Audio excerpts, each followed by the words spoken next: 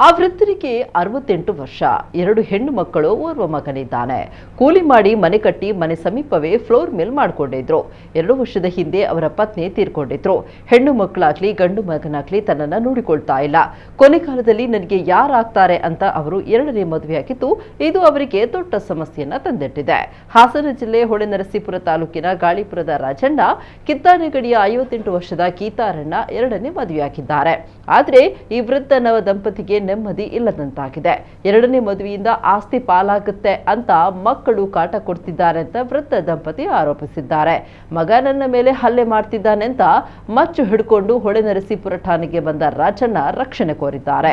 ಆದರೆ ಪೊಲೀಸರು ತಮಗೆ ರಕ್ಷಣೆ ಕೊಡ್ತಾ ಇಲ್ಲ ಎಂಬುದು ವೃದ್ಧ ದಂಪತಿಯ ಅಳಲು. ತಂದೆಯೇ ತಮ್ಮ ಮೇಲೆ ಹಲ್ಲೆ ಮಾಡಿದ್ದಾರೆ ಅಂತ ಇತ ಮಕ್ಕಳು ಪ್ರತಿದೂರು ನೀಡಿದ್ದಾರೆ.